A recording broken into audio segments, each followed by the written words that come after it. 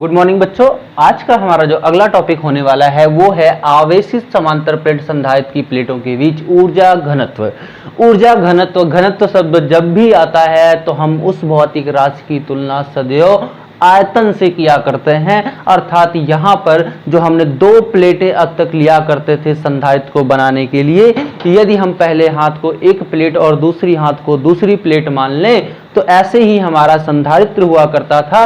और इस संधारित्र को जब हमने चार्ज किया था तो इस संधारित्र के अंदर स्थितिज ऊर्जा के रूप में वैद्युत ऊर्जा हमारी संचित हो जाती है, जिससे ये हमारे संधारित्र काम या उपयोग में लाए जाते हैं। अब इसमें जो हमें निकालना है इस बार ऊर्जा नहीं, क्योंकि ऊर्जा तो हम पिछले वीडियो में निकाल चुके हैं। इस बार उस ऊर्जा का हमें घनत्व निकालना है। अर्थात अगर हम ऊर्जा घनत्व की परिभाषा दें तो बता सकते हैं कि एकांक आयतन में समांतर प्लेट संधारित्र के एकांक आयतन में उपस्थित ऊर्जा की जो मात्रा होगी, फिर से सुनिएगा, समांतर प्लेट संधारित्र के एकांक आयतन में जो उपस्थित ऊर्जा की मात्रा होगी उसी को हम कहेंगे ऊर्जा का घनत्व। तो आइए इसके डिफिनीशन लिख लेते हैं। फिर से एक बार सुनिएगा, एकांक आयतन में परिभाषा क्या लिखेंगे? एकांक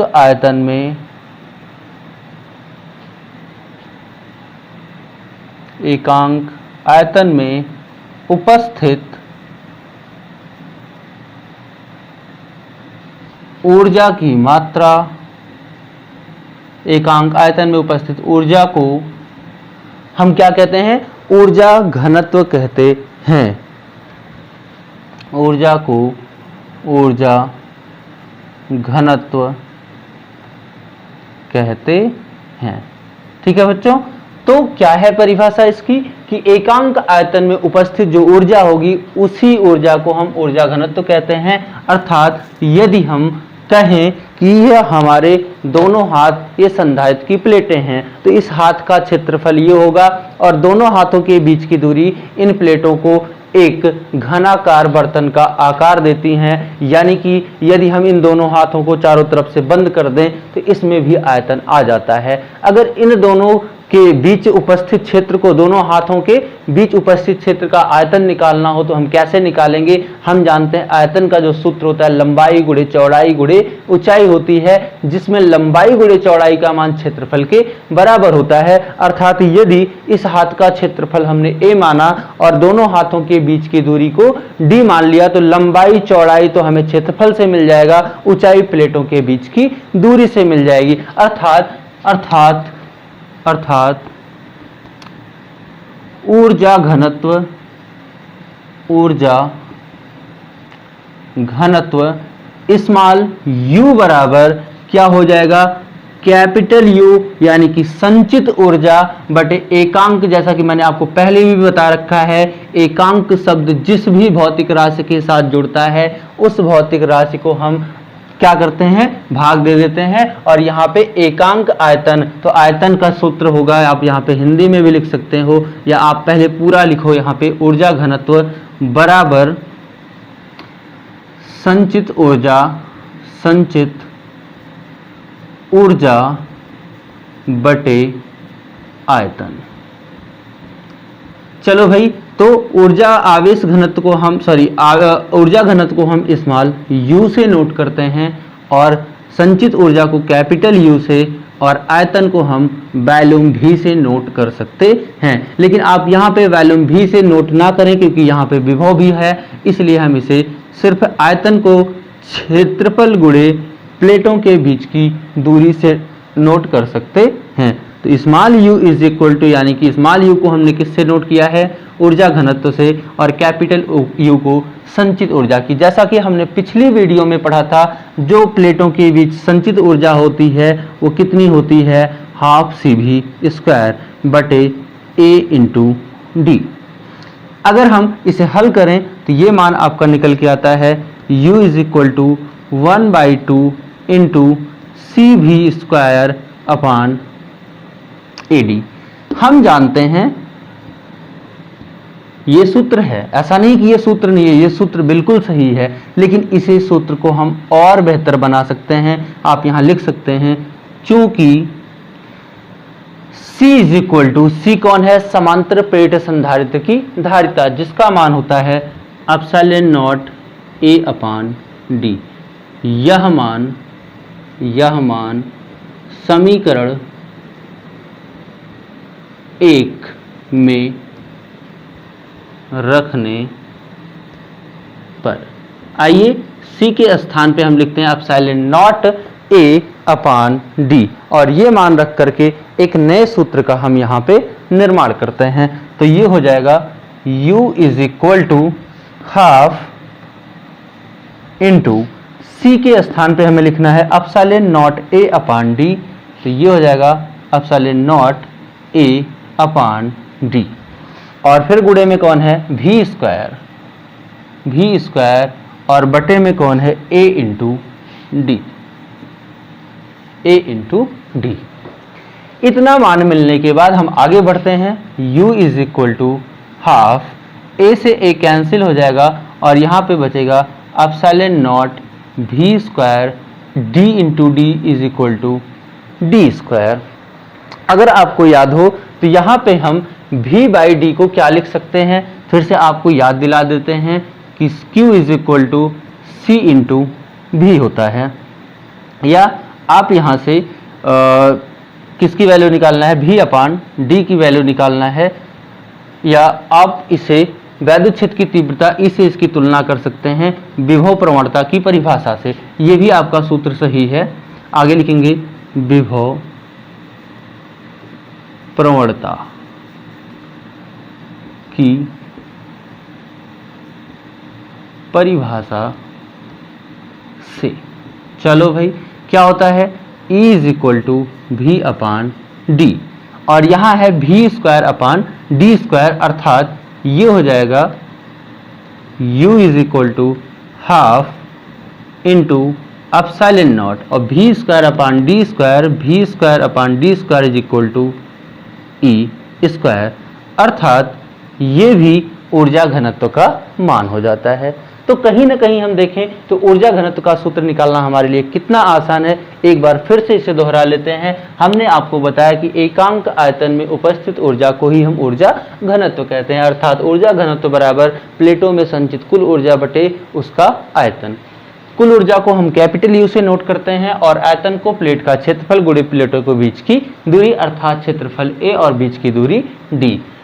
यहाँ पर हम U का मान पिछली वीडियो में हमने जैसे कि निकाला था कि प्लेटों के बीच जो संचित ऊर्जा होती है U बराबर हाफ CV स्क्वायर होती है। मैंने U का मान हाफ CV स्क्वायर लिखा और एक नया सूत्र बनके तैयार हुआ। अब ये सूत्र हमारा तो मूल सूत्र हो ही जाता है, लेकिन यहाँ पर हम C के एक मान जानते हैं कि समांतर प्लेट संधारित्र की जो धारिता होती है C is equal to epsilon naught A upon D, इसलिए मैंने C के स्थान पे ये वैल्यू ये वाली पुटअप कर दी, जिससे हमारा एक नया फार्मूला बन के आया U is equal to half epsilon V square upon D square. लेकिन इसे हम और मॉडिफाई कर सकते हैं विभव प्रवणता की परिभाषा से, जिसका मान होता है E is equal to V upon D. अगर हम दोनों पक्षों का वर्ग कर दें तो E square is equal to V square upon D square, और यहाँ से हम ये मान उठा के इसमें जैसे ही रखते हैं हमें ऊर्जा घनत्व का एक नया फार्मूला प्राप्त हो जाता है। अब हम एक दूसरे टॉपिक पे चर्चा करेंगे जिसका मान है आवेशित समांतर प्लेट संधारित्र की प्लेटों के बीच लगने वाला बल। चलिए आइए देखते हैं हमारा अगला टॉपिक क्या है।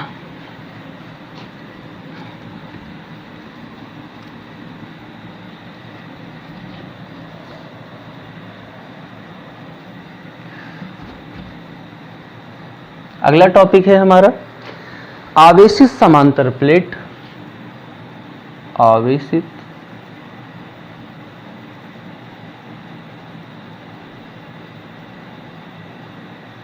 प्लेट, आवेशित समांतर प्लेट संधारित्र की प्लेटों, संधारित्र की प्लेटों के बीच लगने वाला बल। प्लेटों के बीच लगने वाला बल, लगने वाला बल। तो आइए जानते हैं कि जो हमारे संधारित्र की दो आमने सामने प्लेटें रखी होती हैं उन प्लेटों के बीच में कितना बल कार्य करता है। तो यहाँ पे हम सबसे पहले मान सकते हैं कि माना हमारे पास समांतर प्लेट संधारित्र है जिसकी एक प्लेट पर प्लस क्यू आवेश तथा दूसरी प्लेट पर माइनस क्यू आवेश उपस्थित है। माना एक समांतर प्लेट संधारित्र की एक प्लेट पर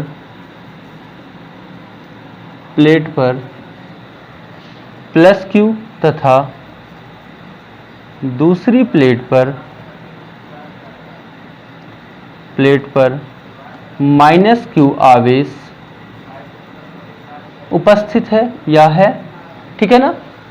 एक प्लेट पर कितना आवेश प्लस क्यू और उतना ही आवेश जैसा कि हम जानते हैं दूसरी प्लेट पर माइनस के रूप में उत्पन्न होता है। तो अगर ऐसा है और इस स्थिति में यदि हम दोनों प्लेटों को या किसी एक प्लेट को स्थिर रख करके ऐसा कुछ बना सकते हैं हम, ये इस पर प्लस क्यू आवेश और इसके सामने रखी दूसरी प्लेट पर इतना ही आवेश माइनस के रूप में उत्पन्न होता है।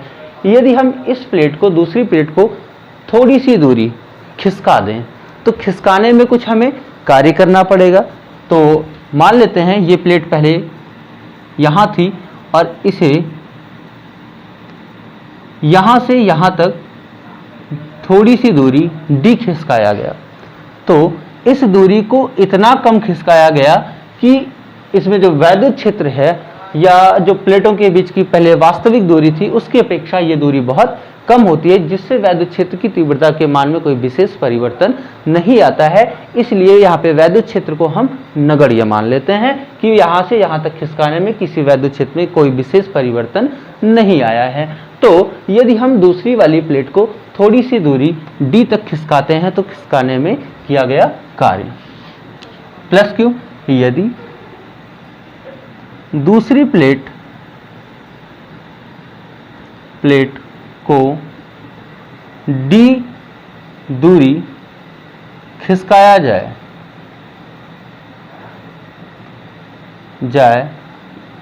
तो किया गया कार्य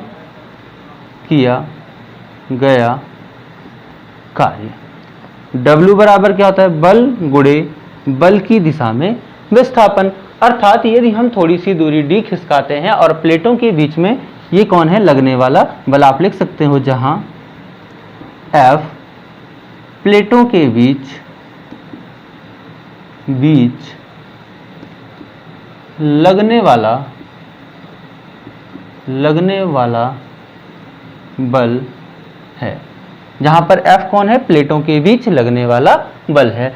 अब हम यहाँ पे थोड़ा सा आगे बढ़ते हैं कि जैसा कि हमने पिछली वीडियो में देखा था या अभी पिछले टॉपिक में देखा था, ऊर्जा की बात हुई थी कि जब भी हम प्लेटों पर कोई कार्य करते हैं तो वो कार्य प्लेटों के अंदर ऊर्जा के रूप में संचित हो जाता है। तो जब हमने इस प्लेट को थोड़ा सा यहाँ से खिसका कर यहाँ पर ले जाए होंगे तो हमें कुछ कार्य करना पड़ा होगा, क्योंकि इस पर धन इस पर ऋण आवेश, तो ये दोनों प्लेटें एक दूसरे को खींच रही होंगी और उसके विरोध में हमने इस दूसरी वाली प्लेट को यहाँ से यहाँ तक खिसकाया है। तो ऐसे में तो हमें कार्य करना पड़ा होगा और वो कार्य इस दोनों संधारित्रों के बीच में ऊर्जा के रूप में संचित हो गया होगा। तो वही लिखते हैं, यह कार्य प्लेटों के बीच ऊर्जा के रूप में संचित हो जाता है।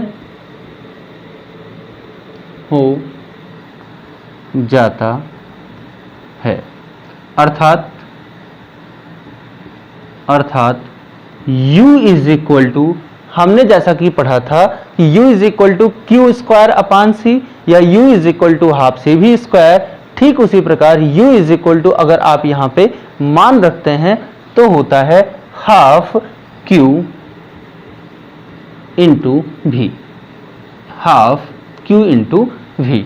अब हम देखें कि ये हमने कार्य किया था और वही कार्य ये ऊर्जा के रूप में संचित हो गया है। अगर हम बताएं कि ये दोनों चीजें आपस में क्या होनी चाहिए, बराबर होनी चाहिए, तो